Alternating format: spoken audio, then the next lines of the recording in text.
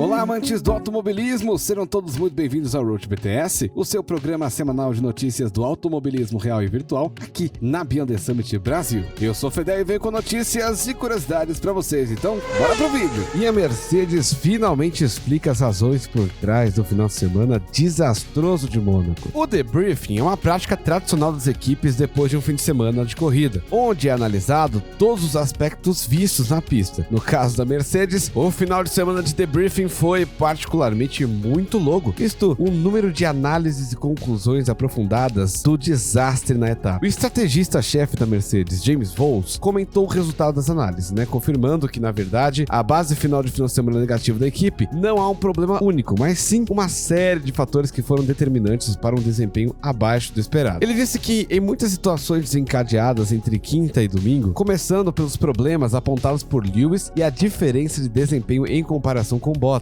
e como manda a tradição, começaram a correr na quinta-feira em uma pista muito suja como sempre, e o feedback inicial foi positivo. Lewis estava satisfeito com bom desempenho e os tempos sem tráfego mostram que ele teria sido mais rápido. Ele teve problemas com Alonso e Leclerc na saída do túnel, mas as parciais mostravam que a Mercedes estava muito bem. Enquanto a Mercedes tem uma vantagem em cima da Red Bull em relação ao desgaste de pneus, a equipe alemã perde para a rival em relação ao aquecimento, e essa diferença foi fundamental no decorrer do fim de semana, com o clima esfriando em Mônaco. E a partir de sábado, a situação se inverteu, quando o Bottas, que estava mais atrás na quinta, deu um passo à frente de Lewis, que passou a ter problemas. Mas por quê? Na quinta, a temperatura da pista variava entre 47 e 50 graus. No sábado, 30, situação comum. Mas em Mônaco, nessa condição, não permitiu entrar mais cedo na janela ideal de operação dos pneus. No geral, Bottas se saiu melhor, mas o seu carro também não usou pneus como deveria. A essa altura do final de semana, eles tentaram algumas mudanças, mas os problemas de Mônaco é a necessidade de rodar em busca de confiança. Todos os pilotos precisam fazer as voltas em ritmo constante para saber onde colocar as rodas e qual será a reação do carro. Se você for capaz de fazer as primeiras curvas a 2 km por hora mais rápido, gera mais energia nos pneus e aumenta sua temperatura, que garante mais aderência nas curvas seguintes. As configurações de Lewis e Bottas não eram muito diferentes na classificação e na corrida, mas a Mercedes viu que não havia como usar os pneus como deveriam, e para a equipe não foi apenas a parte técnica que mostrou seus limites em Mônaco. Após elogios em Barcelona, a escolha feita pelos estrategistas custaram a Hamilton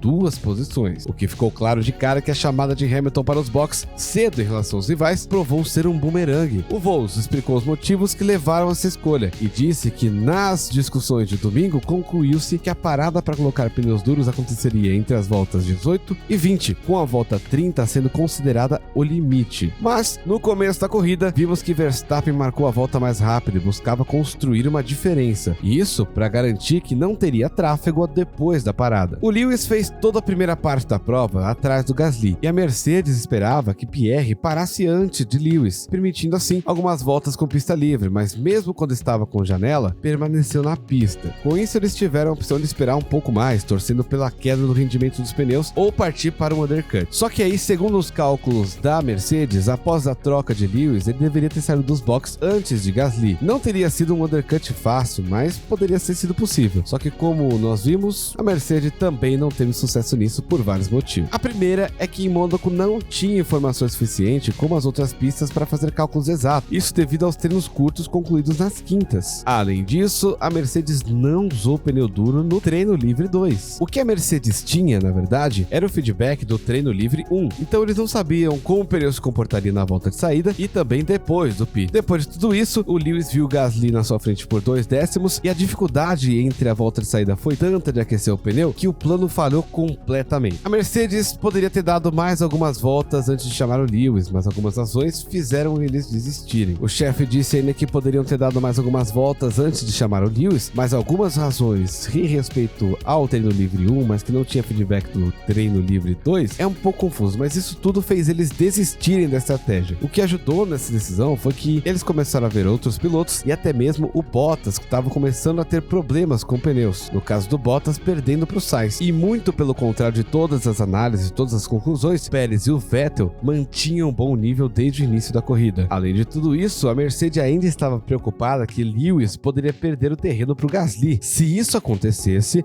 eles perderiam a chance de tentar um overcut se Pierre parasse. Pesando tudo, a Mercedes ainda parecia que essa ideia seria melhor. E quando finalmente finalmente o Lewis parou, a posição era favorável comparados a Vettel, mas ele conseguiu ultrapassar a Mercedes. O problema surgiu quando o Lewis se viu atrás de Gasly, novamente depois da sua parada, e Pierre naquele momento tinha um pneu frio e ritmo mais lento. Vettel aproveitou e ultrapassou ambos na saída dos boxes. Depois do pit de Lewis, a Mercedes ainda analisa aqui os pneus para ver se eles poderiam ter ficado mais na pista, e garante que o Lewis fez um ótimo trabalho com os dianteiros, mas com os traseiros estava no limite, podendo completar no máximo mais algumas voltas. E por aí a Mercedes encerra sua declaração sobre como que foi o debriefing do seu final de semana desastroso em Mônaco. Mas aí você está se perguntando, mas e o carro de Bottas? Pois bem, o pit stop durou até ontem. O carro de Bottas foi para a Inglaterra, lá na fábrica, para ter o pneu removido com uma parafusadeira um pouquinho mais forte, né? Mas em conversas do rádio, a Mercedes disse que a porca havia fundido no carro, que por conta disso a furadeira esmirilhou completamente a porca e já não tinha mais nenhuma face motriz das ranhuras da chave de fenda, então